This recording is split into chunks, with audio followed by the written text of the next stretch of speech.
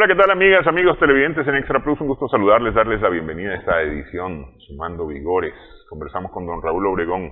M&R Consultores presentó este miércoles los resultados de su segundo estudio panóptico de la opinión pública que recoge información ya no solo de Nicaragua, sino información regional e información latinoamericana, principalmente sobre la gestión de los gobiernos. Muchas gracias por estar con nosotros. Gracias Néstor por invitarnos. Empiezo con algunos datos. Esto tiene información de toda Latinoamérica en lo general, que no está necesariamente producida en su totalidad por M&R, sino que han ocupado otros estudios. Es decir, hay varias compañías encuestadoras y ustedes lo que han buscado es la sistematización de estos estudios para poder darle seguimiento a esta información. No sé, Raúl Obregón tenía cuando asumió M&R esta popularidad y hoy tiene esta otra popularidad dentro de M&R. Entonces hay alguien que se dedicó a hacer ese estudio. Exacto. Creo yo que sería necesario decir de que esto tiene información de toda América, las Américas le llamamos nosotros. Entonces tenemos de América del Norte, Centroamérica, América del Sur. En el caso de América del Sur y América del Norte hasta hoy, y eso más Panamá, está de esa manera, es decir, tomando referencia de empresas o de firmas encuestadoras confiables, creíbles, que mantienen sistematizada la información en estos temas. Y además de eso, que es información pública. O sea, es información que ellos se encargan de publicar, ¿no? Por eso nosotros, en esos resultados, nosotros damos todas las referencias en donde la persona que quiera verificar pueda ir, es decir, la dirección o la página web, pues el link, ¿no? Que le dice. Sí.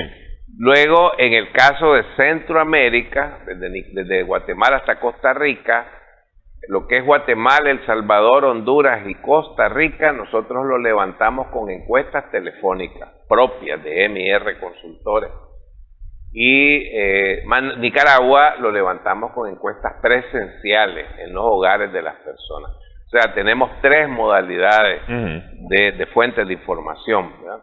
Que son esas tres, y efectivamente en el caso de la primera, que es donde tomamos información de otras encuestadoras, tratamos de no tomar de cualquier encuestadora, ¿no? Sino de solo aquellas que están como ya establecidas y que tienen una credibilidad ahí donde operan. ¿Esto son parte de ESOMAR, estas compañías? Sí, nosotros tratamos de tomar empresas que trabajan con ESOMAR, ¿verdad? O sea, pues no es que trabajan con, sino que son afiliadas a ESOMAR. ESOMAR es la organización de encuestadores mundial, ¿verdad? ESOMAR, ya que lo mencionamos, inicialmente era una asociación de encuestadoras europeas, pero se fue ampliando y ahora incorpora a todo el mundo. Ahí estamos nosotros y está la mayoría de las empresas que nosotros utilizamos en este trabajo. Ok. Mencionó durante la presentación una cosa, antes de entrar a los datos que realmente hay que tener algunas consideraciones sobre los datos. Mencionó que ya M&R se va a lanzar al mercado centroamericano. Es decir, va a continuar haciendo sus estudios de opinión, sus estudios de mercado, las encuestas, es decir, levantando información en el campo en Nicaragua, pero además se va a regionalizar. Exactamente. Nosotros como M&R Consultores hemos estado presentes, hemos hecho trabajos en Centroamérica, pero siempre los hemos hecho en alianza con otras encuestadoras. Han sido encuestas presenciales y entonces lo hemos hecho en alianza. De hecho, incluso en algún momento se estableció, pues, ¿verdad? Una red, establecimos una red centroamericana. Entonces teníamos corresponsalía, digamos, desde Panamá hasta Guatemala. Entonces, MIR no salía a hacer encuestas, sino que MIR subcontrataba, ¿verdad? Cuando había un estudio que contrataban a MIR para levantar información en Centroamérica, entonces nosotros íbamos con nuestros aliados. Y viceversa, cuando a alguien en El Salvador lo contrataban, ellos nos subcontrataban a nosotros para los casos de Nicaragua. Eso porque nosotros partimos de una premisa que es de que un encuestador presencial debe dominar su territorio, ¿verdad? Y nosotros tenemos dominio de nuestro territorio, de Nicaragua, de los caminos, de las calles, de las carreteras, etcétera. Dominio en el sentido de conocimiento, de que sabemos a dónde está todo y que eso nos ayuda, nos da más fortaleza en la aleatoriedad de los estudios. Entonces, ir a otro país por tu gente en donde no tenés eso, pues no es tan favorable. Entonces, pero ahora, ya con la tecnología, ya con la telefonía celular, de que ahora ya está por todos lados, y además de eso, que ahora la gran mayoría de la población, en Nicaragua, por ejemplo, somos el 82%, casi 83%, que utilizamos teléfonos inteligentes, smart, que agarran internet, WhatsApp, esto y el otro, igual en los otros países. Entonces eso ya nos da un universo de estudio, pero enorme, ¿verdad?, para poder hacer este tipo de trabajo, y entonces ahora lo estamos haciendo de esa manera, por teléfono. Tenemos nosotros un centro de llamadas, tenemos una cantidad de operadoras que son las que son encuestadoras, que son las que se encargan de estar haciendo las encuestas, y entonces estamos en ese proceso, y pretendemos, aspiramos a ir ampliando poco a poco cada vez más países, ¿verdad? Ahorita estamos en el plan de ver la posibilidad de que ya para el próximo panóptico podamos incorporar México, ya con encuestas propias nuestras. En México hay empresas creíbles, muy buenas, y hay bastante información en México, pero preferimos hacerlo nosotros, no porque seamos mejores o no, sino porque eso nos permite a nosotros poder aplicar instrumentos, ¿verdad?, que son comparables entre los países. Homologar toda la metodología. Exactamente, homologar metodología, llevar los mismos reactivos o parecidos, y poder hacer comparaciones de cómo estás en este tema en tal país y cómo estás allá. Entonces pensamos ampliarnos a México, ampliarnos a Colombia. Nos interesa Colombia, sobre todo ahorita que va a comenzar un nuevo periodo de gobierno. Porque el panóptico, la intención del panóptico no es solamente dar a conocer cómo está la aprobación de la gestión de gobierno en X y Z país. No, el asunto es de, digamos, fortalecer probar o disprobar algunas casi tesis establecidas, ¿no?, en la política. Entonces, por ejemplo, hay una que dice que existe algo que se llama el desgaste natural de los gobiernos. Todo gobierno se desgasta. Eso es, casi lo dan como, yo creo que hasta lo estudian. Casi está escrito en piedra. Casi está escrito en piedra. Todo gobierno se desgasta, inicia con altos índices de aprobación y termina con bajos. No, eso es así, no te preocupes. O sea, el gobernante, el equipo, no tiene que preocuparse porque eso es así. ¿Por qué? Dicen, porque lo que sucede es que las necesidades de la población son tales y tantas que no es posible darles respuesta con los recursos que tiene el país, que maneja el gobierno, que por demás son recursos limitados, ¿verdad?, e insuficientes. Entonces no se le puede dar respuesta a todo. Por lo tanto, la población poco a poco se va desencantando y van disminuyendo la popularidad o la desaprobación, ¿verdad? Entonces nosotros damos, ese es el propósito. ¿Eso es así o eso no es así? Entonces, ahí vamos poquito a poco en esa línea, tratando de ver eso. Entonces, por ejemplo, nos interesa mucho Colombia, nos interesa Costa Rica, Honduras, que son gobiernos que están iniciando. ¿verdad? Para ver cómo se van a ir comportando. Por eso queremos ser sistemáticos y disciplinados en el tema de cada tres meses estarlo haciendo, y preferiblemente con encuestas nuestras, para ver en qué medida se comprueba esa tesis, que, como decís vos, casi está escrito en piedra en el ámbito de la política, pues, sí, ¿verdad? Sí. Para que los gobernantes no se estresen, digo yo, no se preocupen, ¿no? Ahorita acaba de terminar el señor Carlos Alvarado, por ejemplo, en Costa Rica. Él fue electo en el 2018. La verdad es que él fue electo con un porcentaje relativamente bajo. Debajo del 50% de los votantes. Exactamente. Sí. Entonces, él sacó el 66, pero el 66 de la mitad de la población. O sea, que él anduvo como por 30 y pico, si lo vemos de esa manera. Sí. ¿Verdad? Porque, ¿qué pasa? Cuando en las encuestas vos estudias a toda la población, ¿verdad? No es que le aplicas a toda la población, sino que cualquier ciudadano o ciudadana de ese universo puede ser entrevistado en una muestra. Entonces, ahí no andas viendo si votó o si no votó. Entonces, ¿qué pasa? Que ya el universo ahí es mayor. Entonces, ahí se ve, pues, de que este señor, por ejemplo, comenzó con 32, 33, por ahí comenzó. Cuando se hizo la primera evaluación, que la hizo un centro muy bueno de estudios de opinión pública de la UCR, la Universidad de Costa Rica, sí. ¿Verdad? Que es muy buen centro. Él marcó, a los 100 días, él marcó 32, 33, algo así.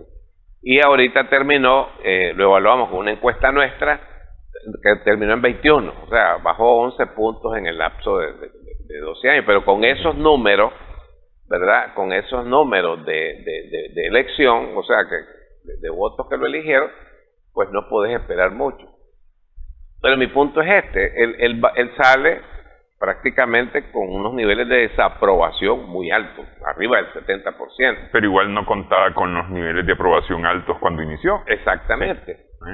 Pero ahí están, pues, haciéndole homenaje, y esto y el otro, los organismos, algunos ONG, eso. ¿Me explico?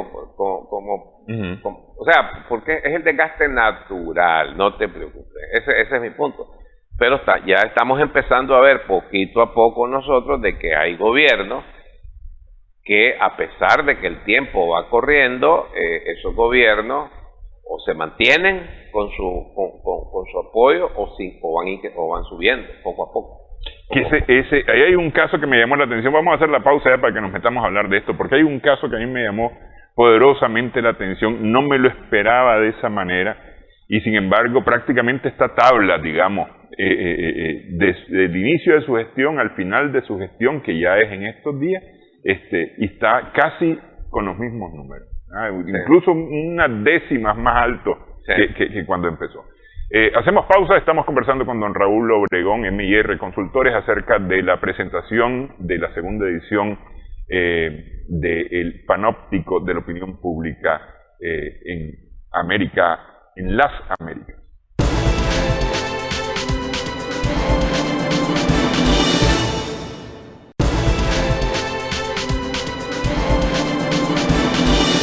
Continuamos sumando vigores en Extra Plus con don Raúl Obregón. Estamos conversando en esta edición acerca de los resultados de la segunda edición del Panóptico de la Opinión Pública, en este caso de las Américas, y especialmente la región centroamericana, en donde ha centrado una buena parte del estudio y lo ha hecho de forma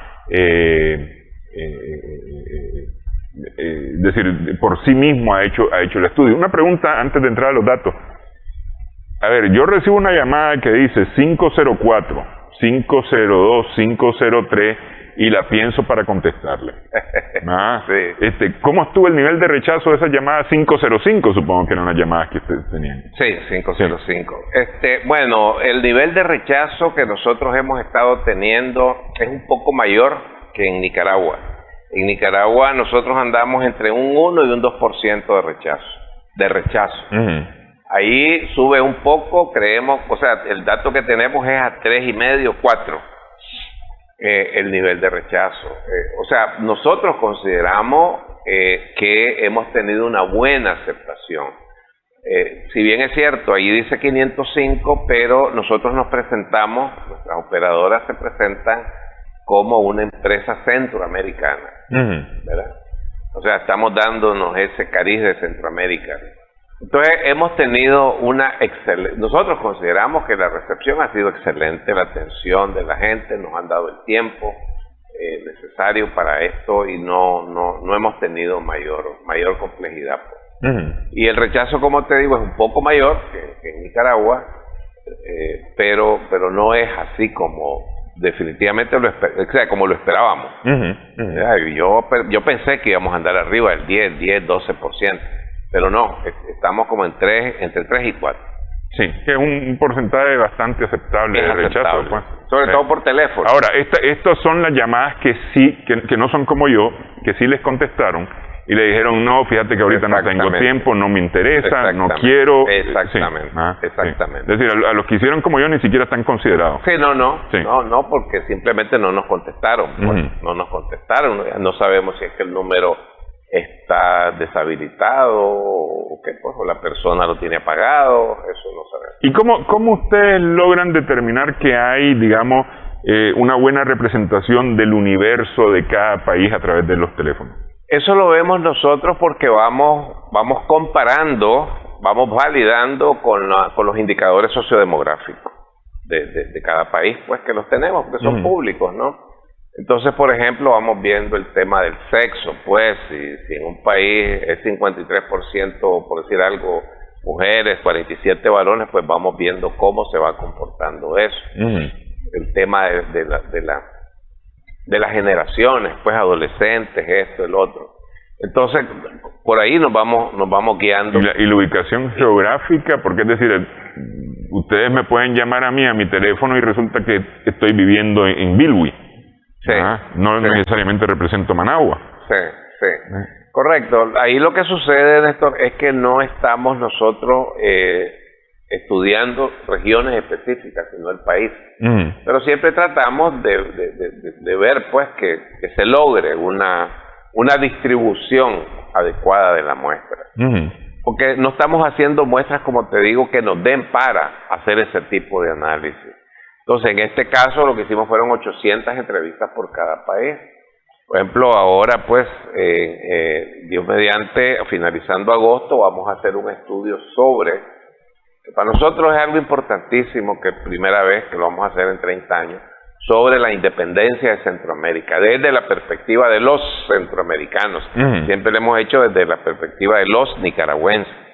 Entonces, ahí lo que vamos a hacer es un estudio de Centroamérica y los centroamericanos. Entonces vamos a llevar una muestra que nos dé para poder cruzar por país, pues.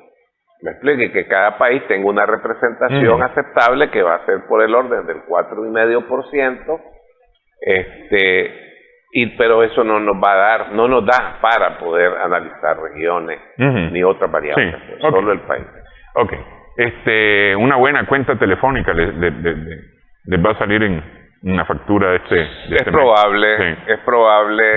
Sí. ¿Es esa una buena cuenta telefónica o la tienda de la esquina ganó una buena plata con la recarga? No, hicimos un contrato, yo creo que muy ventajoso con una empresa de teléfono. Sí. Ok.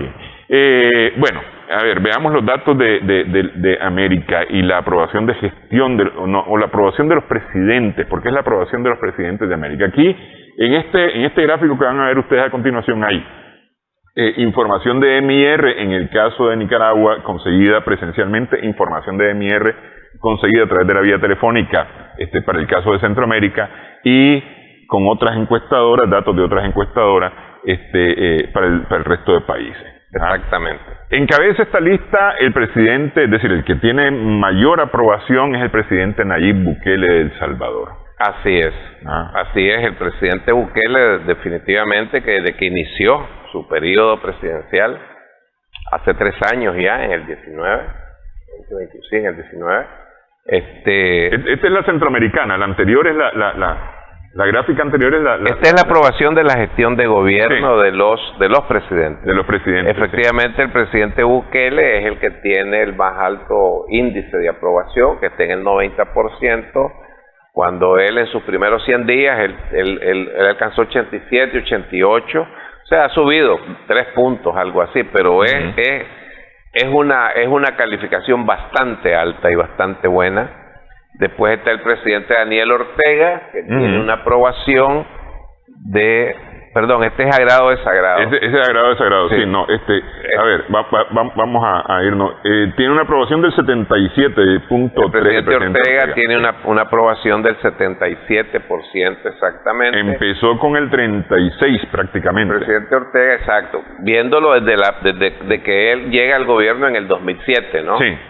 Entonces, pero aquí es interesante y es importante mencionar de que tanto en el caso del presidente Bukele como en el caso del presidente Ortega, aún con mucha mayor fuerza, podemos ver que la famosa premisa de que inicias alto y terminas bajo no se cumple. O sea, no es tan cierta. Sí. Aquí es al revés. Ambos mandatarios, es cierto que Bukele comienza alto y que el presidente Ortega comienza bajo, ¿verdad? Pero la verdad es de que ambos han subido un poco, ¿no? Sí. Ambos han subido un poco. Sí. Ahora, ese no es el caso de todos. Por ejemplo, el presidente Manuel Andrés López Obrador, me voy a saltar a Costa Rica, al presidente Rodrigo Chávez, que está recién iniciando y no tiene datos de hace 3 meses, cuando empezó. Pero sí, el presidente López Obrador, que del 2018 ha bajado del 77 al 57. Ha bajado 20 puntos, sí. Ha librado su batalla definitivamente porque no lo han logrado bajar de ahí. O sea, ya tiene un año, un poquito más de estar en 57. Porque hay que tomar en cuenta que al presidente López Obrador le han hecho y le siguen haciendo una guerra mediática, pero poderosa. Sí. Todos esos medios corporativos, tradicionales, mexicanos, que son muy fuertes, con mucha incidencia, le tienen montado ataques sistemáticos todos los días. Pero él tiene una buena base. Yo creo que ahí se va a quedar él, posiblemente. Por ahí va a quedar entre 55 y 60. Lo cual indica de que tiene un segmento poblacional muy importante, mayoritario, que lo está apoyando a él. Va a elecciones a finales de este año, ¿no? No, él va a mediados del próximo año, a mediados.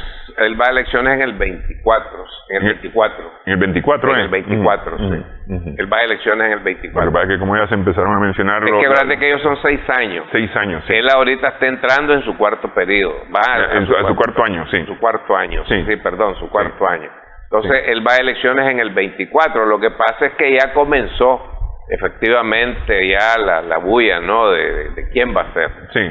Es más, no se habla del sucesor de López Obrador en el PRI, en el PRD, en el PAN.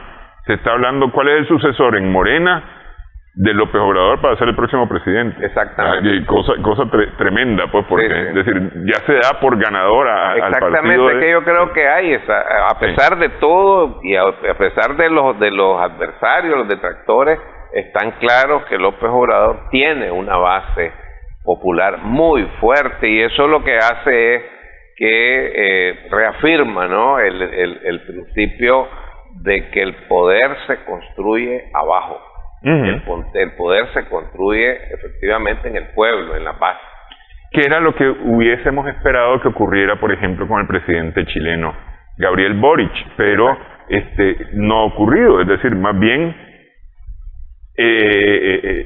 con todo el apoyo que tiene, con una constituyente que está sacando una nueva constitución con un apoyo mayoritario de la población, está bajando y sigue bajando. Sí.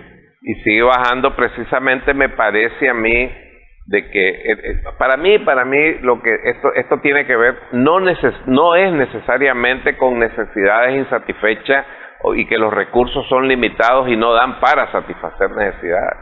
Yo creo que no es ese el tema, pareciera. ¿verdad? Hay que ir viendo en el tiempo. Pero sí pareciera de que tiene que ver con el hecho de que el gobernante, uno, cumpla con lo que dijo que iba a hacer. Sí. ¿Me explico? Sí. Con lo que prometió, cumpla lo que prometió. Dos, que el gobernante tenga sus ojos puestos en los problemas de la población. Que la población sienta que está viendo sus problemas.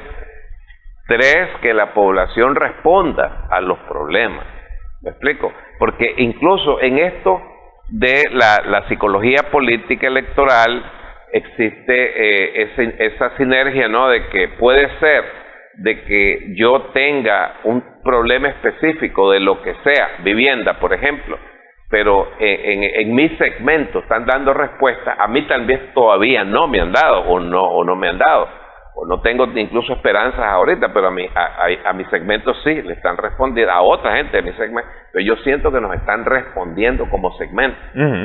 No sé si me explico. Sí. Entonces, eso. Y por otro lado, y que es súper importante, es que los pueblos quieren ver gobernantes que verdaderamente los representen, ¿verdad? En el sentido de que no estén bailando, ¿verdad?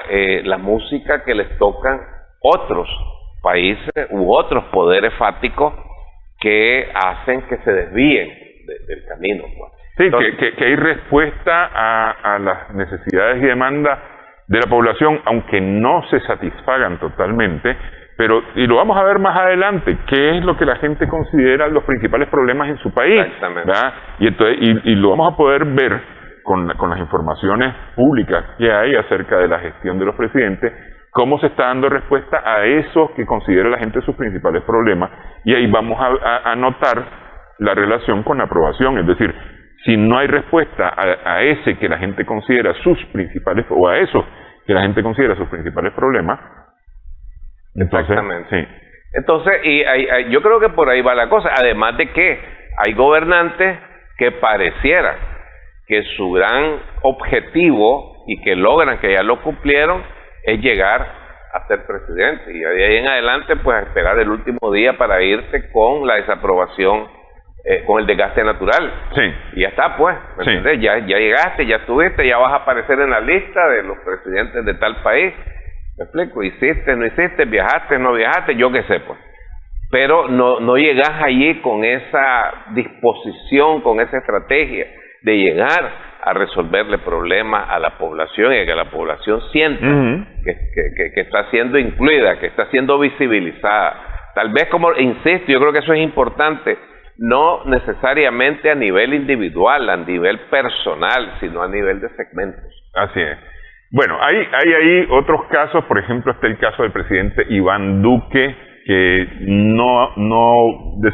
seguramente aquí en medio deben de haber curvas, tal vez con picos más altos, picos más bajos, pero en la valoración del inicio al día en que se realice el estudio, que es al cierre del segundo trimestre del 2022, prácticamente se mantiene.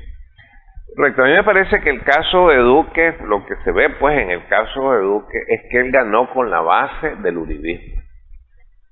Hubo una abstención relativamente fuerte, relativamente alta. Él gana con la base del uribismo, no del duquismo, sino del uribismo. Y esa base ahí está. Esa base ahí está, y entonces esa es la base. Es base militante. Base militante. Base militante y de todo tipo, ¿no? Entonces ahí, esa es la base que le dio el voto, y esa es la base que lo está todavía aprobando, porque el uribismo es fuerte. Es fuerte, claro. Es muy fuerte. Sí. Ahorita Petro ganó, pero ganó por menos de un punto. Por un punto, pues algo así, ¿no? Y el principal soporte del otro señor fue el uribismo. Sí.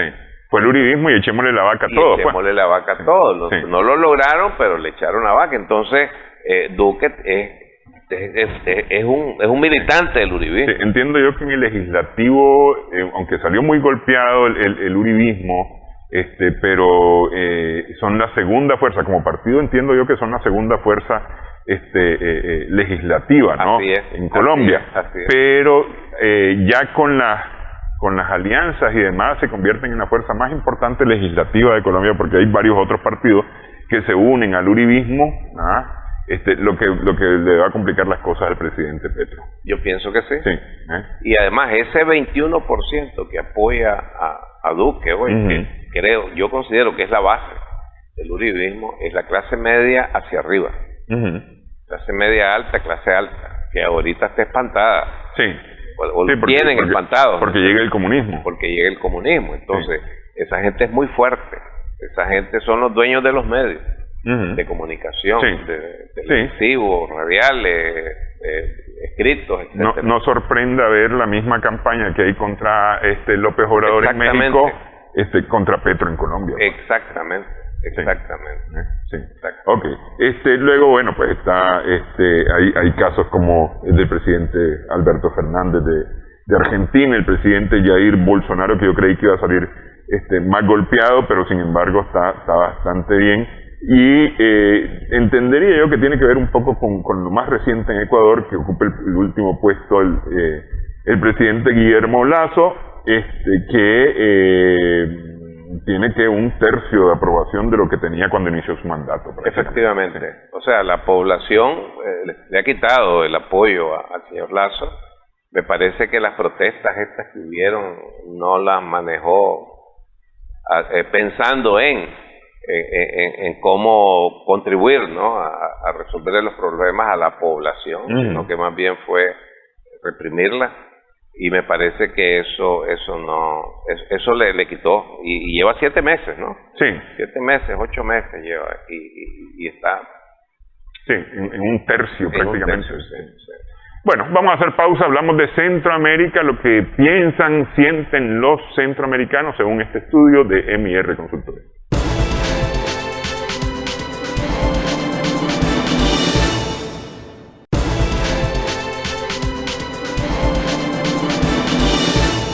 Continuamos sumando vigores en Extra Plus. Sería interesante saber, como hemos presentado en Sismo, las tendencias de filiación religiosa en Nicaragua, ¿no? Es decir, teníamos más del 90% de la población hace 50 años se declaraba católica. Hoy en Centroamérica hay un porcentaje importante de no católicos. Sí. Y un porcentaje muy importante también de católicos. Pues lo que pasa es que es un porcentaje ya disminuido, casi a la par de los no católicos. Sí, ya en Centroamérica estamos el 34.8% de los centroamericanos entrevistados se declaran católicos. Sí. O sea, 1/3 de la población se declara católica. Ese efectivamente es una proporción importante. Pero evidentemente lo que sí llama la atención es que eso viene de ser casi el 100%, pues, hace 60 años, 70 años. El caso particular de Nicaragua que mencionabas, en 1950 nosotros éramos el 92, 93%. Bueno, nosotros los católicos de Nicaragua, ¿no? 93%. Y hoy pues en Nicaragua estamos en 37 más o menos. Sí. Entonces, definitivamente el catolicismo ha venido en un proceso descendente que nosotros pensábamos que era propio de Nicaragua. Ahora que estábamos haciendo en Centroamérica, vemos que también se está dando esto a nivel centroamericano, pero también hay información de lo que está pasando en América Latina, ¿verdad? América Latina, entiendo que con excepción de Colombia, los demás países también han tenido un descenso muy fuerte. Brasil, por ejemplo, que ha sido el bastión del catolicismo en América Latina, posiblemente lo siga haciendo, pero por una proporción mucho menor. Sí, vemos que para Centroamérica, el país, que tal vez ahí valdría la comparación entre Brasil y Guatemala, que es el país más católico de Centroamérica. Digo la comparación porque estoy pensando un tanto en las poblaciones originarias, es decir, ambos tienen una enorme presencia de poblaciones originarias, de comunidades indígenas, que son tal vez las más católicas. Efectivamente, pero aún así ha habido una disminución bastante importante, una migración, digamos, del catolicismo hacia otras afiliaciones religiosas, ¿no? Principalmente protestantismo. El protestantismo, y en Guatemala es muy fuerte el protestantismo. Cuidado que los pastores, digamos, protestantes más connotados están en Guatemala y son guatemaltecos, posiblemente. Sí. Es probable, es muy probable. Entonces hacen un trabajo muy fuerte ahí. Pero, efectivamente, es el país que tiene una proporción un poco mayor que el resto. Más o menos, Nicaragua es el que más se le acerca, pero la diferencia entre ellos dos es como de un punto, ¿no? Sí, de 8 décimas. 8 décimas. Sí. Pero ambos menos del 40%. Pues, Sí. ¿verdad? Entonces, sí, el catolicismo ha tenido ese descenso, y como te digo, eso es algo que está pasando en el mundo. Y lo interesante de esto es que, si bien es cierto que los católicos van emigrando del catolicismo hacia otras religiones, pero también, perdón, hay una proporción importante que emigra del catolicismo a una corriente que no es una religión, que son aquel gran segmento poblacional que cree en Dios, que mantiene un vínculo con Dios, pero que no practica religión. ¿Verdad? Que nosotros sí, que le llamamos... No va a la iglesia, no va al templo, sí. Nosotros le llamamos creyentes sin denominación. En otros países es creyentes sin religión. Por ejemplo, España, para poner un ejemplo fuera de la región, España, que ha sido un país católico, todavía hace 30 años, 40 años, que en un hogar español que no hubiese un cura o un torero, ese no era un hogar español. Entonces, ahora casi el 60%, 65% de la población se declara creyente sin religión. Sí. Creen en Dios, pero no tienen religión, lo que nosotros llamamos creyentes sin denominación. Sí, yo lo he comentado aquí hace más de 20 años, un domingo de Pascua, la catedral de la ciudad donde yo estaba, habíamos literalmente 4 gatos, en un domingo de Pascua, es decir, está celebrando la resurrección, que aquí es imposible pensar que alguien se va a quedar y no va a ir es decir, al domingo de Palmas, o al domingo de resurrección. La gente va, es decir, por lo menos los creyentes católicos lo consideran una obligación estar ese día. Y ahí habíamos 4 gatos, es decir, en la catedral de la ciudad, una cosa increíble. Sí. No, en Europa las religiones han tenido han caído, pues. Un golpe fuertísimo. Muy fuerte, y todas. Ahí veíamos al Papa con el tema de Canadá y las escuelas y las comunidades indígenas, pues. Exactamente. Es decir, ese tipo de cosas a veces ha golpeado mucho, ¿no? En fin, además ha habido un trabajo muy importante de las iglesias evangélicas en todas sus denominaciones. Yo digo evangélicos, pero hay una cantidad bautistas, incluso luteranos, presbiterianos, adventistas, etcétera, que han hecho un trabajo muy importante. Esa gente ha recorrido a pie casa por casa. Definitivamente. Entonces, por ahí se miró la respuesta. Ok, los principales problemas. En lo general, el empleo o más bien el desempleo es uno de los principales problemas. Es el principal problema, de los principales problemas que hay en Centroamérica. Efectivamente, casi 3 de cada 10 centroamericanos dicen que el problema de su país es el desempleo. O sea, nosotros pensábamos que era solo en Nicaragua el tema, pero no, es en todo Centroamérica. Luego la carestía de la vida, 21.8, 2 de cada 10 hablan de carestía de la vida. La pobreza en un 15.9%, la delincuencia en un 15.1% y la corrupción en 4.4%. Sí. Pero el problema de Centroamérica es el empleo. Es el empleo, la carestía de la vida. O sea, los problemas de los centroamericanos son económicos.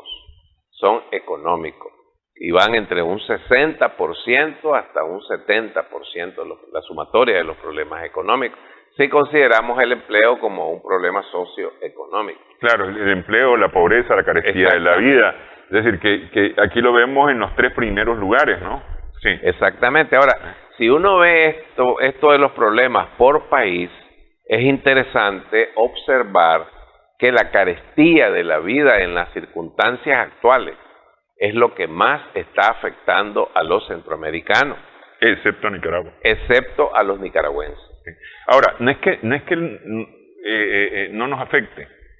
En nuestra percepción hay un problema más grave que la carestía. Hay un problema más grave que es el desempleo. Sí. Perdón, que es la pobreza Sí, en general. la pobreza. Pero además de eso, Nicaragua, y eso no se puede, pues no lo podemos tapar con un dedo, Nicaragua tiene subsidios de todo tipo. Hay subsidios al transporte, hay subsidios a la energía eléctrica, hay subsidios al agua potable. Ahora estamos con subsidios al combustible, al gas propano. De hecho, nosotros continuamos pagando por el galón de gasolina o por el tanque de gas lo mismo que pagábamos hace 2 meses. Sí. Cuando ya en los otros países ya van casi en un 20% arriba de lo que tenían hace 2 meses, ¿no? debido a la crisis. El gas se congeló en enero. En la última semana de enero se congeló el gas y desde entonces no se ha movido su precio. Exactamente, sí. No se ha movido. Entonces, eso contribuye a que la carestía de la vida pues se amortigue, amortiguar un poco la carestía de la vida, a diferencia de los otros países. Incluso me parece a mí que esto es importante porque ahorita en Costa Rica, por ejemplo, el gobierno del señor Chávez está impulsando una reforma a la ley que permita hacer algo, bueno, no, él no lo está diciendo así, yo lo estoy diciendo así, algo similar a lo que se está haciendo en Nicaragua, a subsidiar el incremento de los combustibles y el incremento del gas, para que la población no siga recibiendo ese impacto, lo cual significa de que efectivamente es algo que contribuye a disminuir digamos, la carestía de la vida, que la carestía de la vida sí sigue siendo un problema serio para los centroamericanos, pero que la amortigue. Entonces, eso por una parte. Por otra parte, es importante señalar el caso de los problemas de la delincuencia.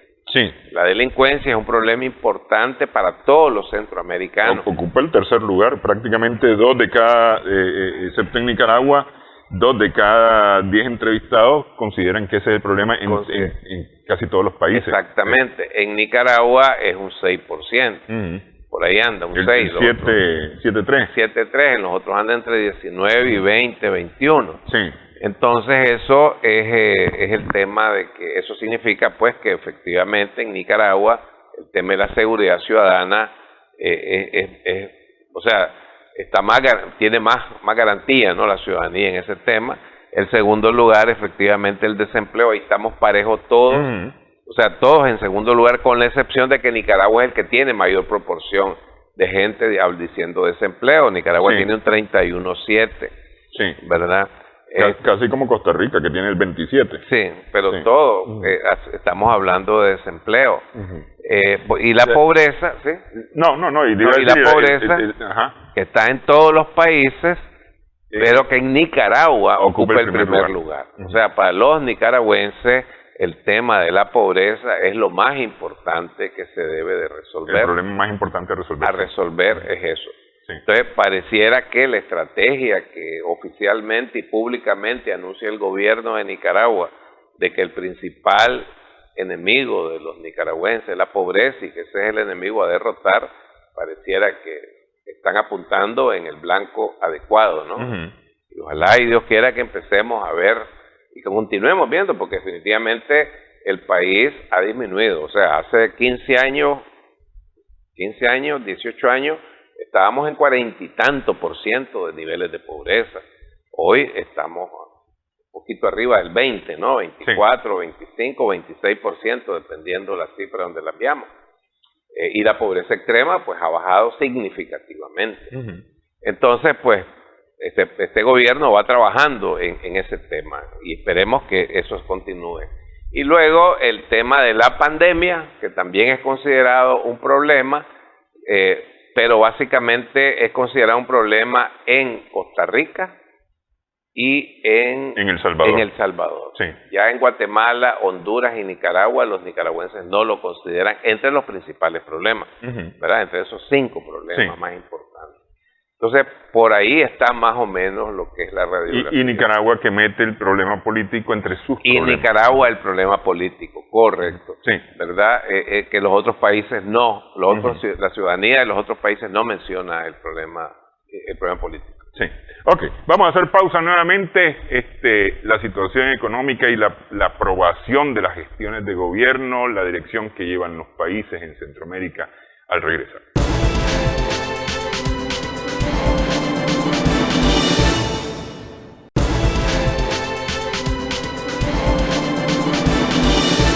Continuamos sumando vigores. Según los centroamericanos, hay un índice relativamente bueno de confianza en la economía, 8%. Efectivamente. 8 puntos más bien. Exactamente. Sí. O sea, los principales problemas son económicos. Lo que los centroamericanos están demandando es enfoque en los problemas económicos por parte de los gobiernos y quien corresponda. Particularmente ya veíamos carestía en la vida, el tema del desempleo, el tema de la pobreza. Esos son los problemas. Sí. Pero lo interesante es que, si bien es cierto, consideran que en este momento están así, pero tienen confianza de que la economía va caminando y que en el corto plazo, tendiendo a mediano plazo, los problemas económicos van a ir resolviéndose. Entonces tienen esa confianza los nicaragüenses, digo, los centroamericanos. Los centroamericanos. Ahora, hay un tema, decíamos que El Salvador y Costa Rica lo incluyen entre los 5 principales problemas del país, que es el tema de la pandemia. Sí. Sin embargo, son quienes valoran mejor el trabajo que se ha realizado en el control de la pandemia. Efectivamente. Sí. Es interesante eso, ¿no? Porque ellos todavía lo están viendo, el problema. O sea, lo están percibiendo como un problema para sus países. Pero califican positivamente, tendiendo a una calificación muy alta. Esos dos países. Sí, 9.4, es decir, de 10 puntos, 9.4. Y El Salvador es el que mejor los califica, después Costa Rica, después Nicaragua, después Honduras, creo, y por último Guatemala. Sí. Pero sí, efectivamente, pues yo creo que lo que están viendo es que las autoridades y los equipos de sistemas de salud de los países están haciendo un buen trabajo y lo necesario para resolver el problema. Ok, se mencionaba el tema de la delincuencia, ¿verdad? La victimización, que esta es la pregunta que se ha hecho, supongo que hicieron lo mismo. ¿Usted o alguien cercano de su círculo ha sido víctima de delincuencia en los últimos meses? Exacto, en los últimos 3 meses. Efectivamente, ahí vemos de que, digamos, Honduras y Guatemala son los que tienen el índice más alto de victimización, de gente diciendo sí he sido víctima. 17.5 en Honduras, 17.6 en Guatemala. Luego Costa Rica con un 9.6, dice que ha sido víctima de la delincuencia. Luego El Salvador con 6.7 y Nicaragua con 5.5. Es importante y es llamativo ver que El Salvador, que está en una, llamémosle así pues, en una confrontación con las pandillas, en una estrategia, ¿no?, de quitarles el poder que tenían las maras. En El Salvador ha logrado bajar eso.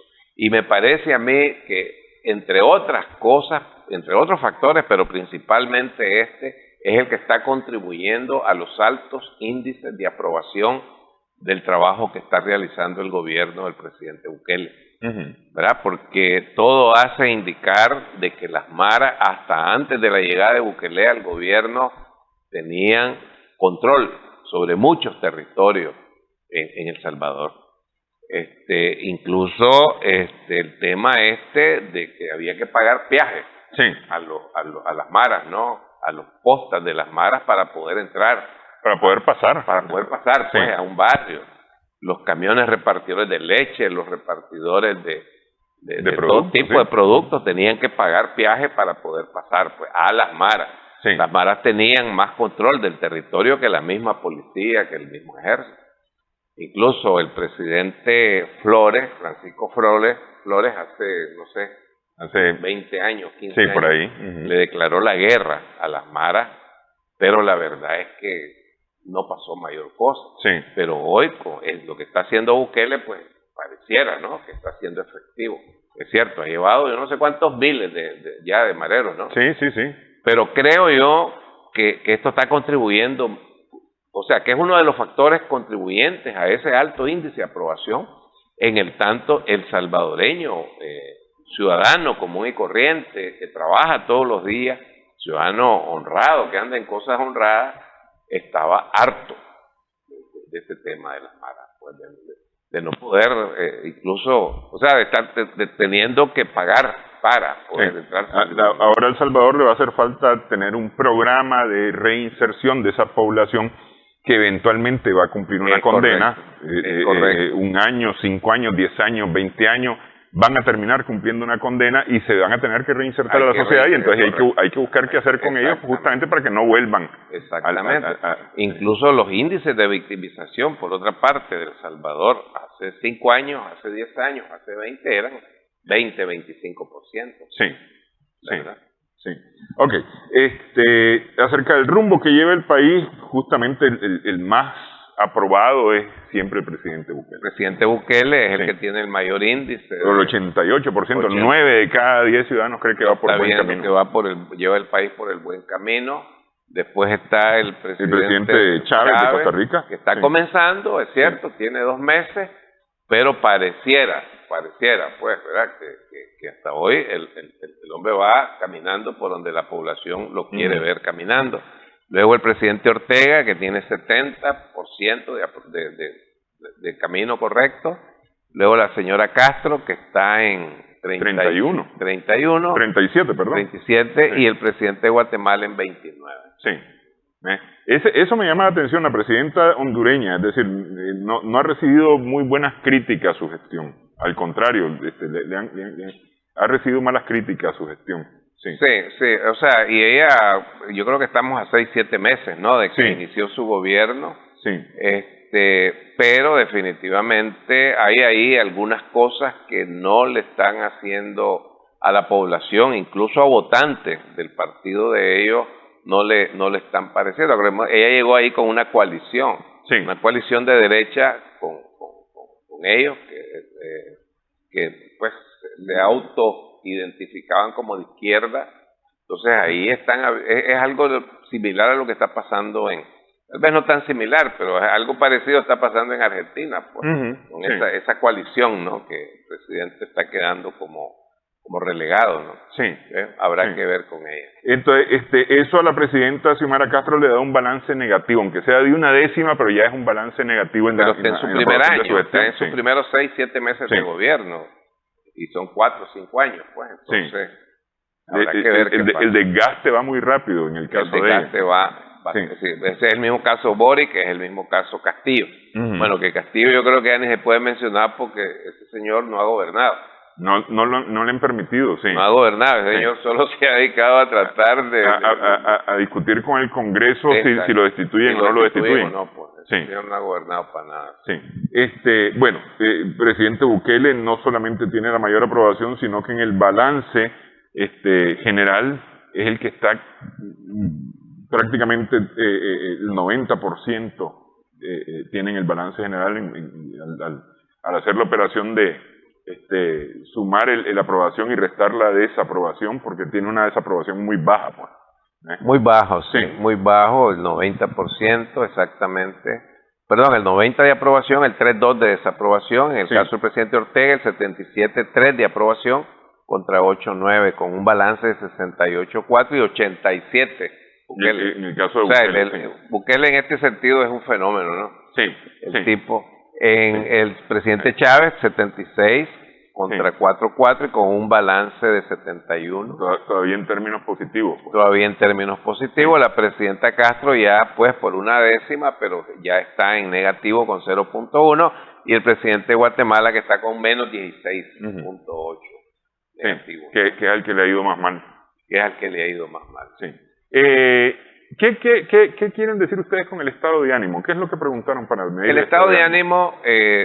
O sea, lo que queremos ver nosotros es que si la persona o las personas tienen una actitud positiva hacia el futuro en su país y de su país, ¿verdad? Entonces hacemos una serie de reactivos como por ejemplo, ¿usted qué tanta esperanza tiene de que en los próximos 12 meses la economía de su familia mejore?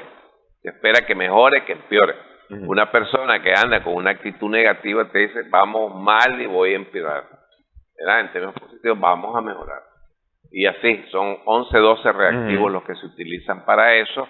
Entonces, de ahí se construye el estado de ánimo de la población. Entonces, es gente que no está, como se diría popularmente, desmotivada, echada a morir, aquí no se puede, etcétera, sino que vamos a salir adelante.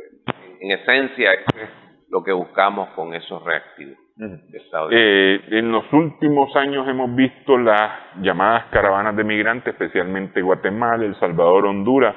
Ahora hablan que también hay nicaragüenses metidos en estas caravanas. Y ustedes preguntaron, supondría yo, si usted tuviera la oportunidad de irse del país, ¿migraría? Exacto, esa es la pregunta. ¿Se iría? Sí. El país donde la gente menos respondió afirmativamente a esto fue en Nicaragua. Sí, en Nicaragua el 30% de la gente está diciendo, sí, me voy. Me iría si tengo una oportunidad. Luego Honduras creo que anda por el 67.7, El Salvador en 76.5 y Guatemala en 54.1, y eso es lo que hemos estado viendo con esas caravanas que estás mencionando.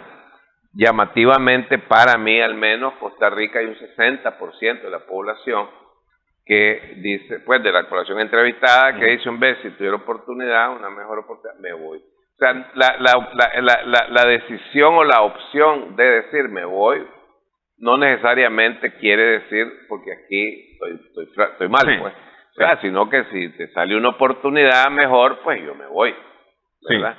Entonces, pero definitivamente los costarricenses hoy por hoy están pasando están viviendo una situación económica que es deteriorada, ¿no? Que lo están diciendo por todos lados ellos. Sí, no, es decir, es nada más ver en los principales problemas, casi el 30% cree que el desempleo es uno de los principales problemas.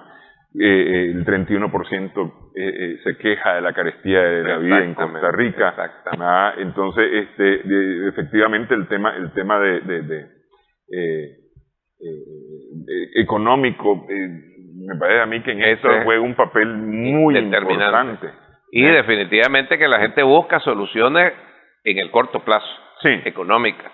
Si no las obtenés, entonces buscas por otros ámbitos, pues, por otros lados, por otros lares.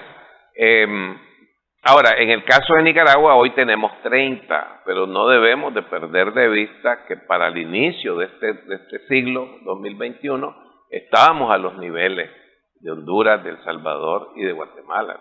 Llegamos a 72% de gente diciendo me voy.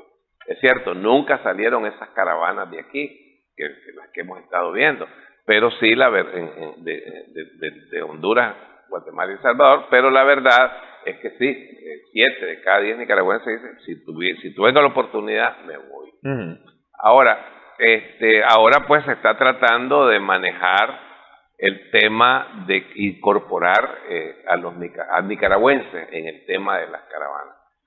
Alfredo Jalife, que es un analista de geopolítica mexicano, libanés, no sé si lo conoces. Jalife tiene una tesis. Él dice que la sociedad abierta, ¿verdad? de Soros, de George Soros, es la que ha estado financiando las caravanas de Honduras, Guatemala y El Salvador. Dice Jalife, a mí no me creas, dice Jalife. Y él te da información, te da datos que sustenta su afirmación. Y pareciera, digo yo, esto ya lo agrego, que en Nicaragua algo han dado por ahí, porque de alguna manera se observa, o uno ve en algunos medios, muy pocos por cierto, pero se ve que te están dando consejos. ¿Qué ropa llevar en su tránsito para pasar la frontera por el río? ¿Qué llevar en la mochila? ¿Qué llevar en la mochila? Sí. ¿Qué esto? O sea, ya sabes. Sí. O sea, es algo... ¿A dónde dirigirse? ¿Por dónde irse? ¿Por dónde irte? Sí. ¿A dónde está la gente que te puede ayudar para pasar? O sea, casi como noticias, ¿no? Un poco subliminales, un poco como quien no quiere, ¿no? Pero definitivamente pareciera como que se está tratando de impulsar una estrategia que lleve a los nicaragüenses de empujar, a hacer el viaje, ¿no? De empujar. Justamente por ahí me encontré además otras noticias, otras cosas que oí una reacción, ya no se puede ir a los mercados. Está horrible los mercados, no por los precios, sino por la delincuencia. Exactamente. Es decir, y entonces me puse a ver la noticia y hablan de un asalto. Pero es decir, ya la impresión que quedó es, no se puede ir a los mercados porque te asaltan. Exactamente. Exactamente. Por ahí va la cosa. Sí. Bueno, en fin, le agradezco mucho estos datos, esta platicada. Sí. Gracias también a nuestros amigos televidentes por su sintonía en esta edición, Sumando Vigores. Esperamos que el programa haya sido de provecho para ustedes.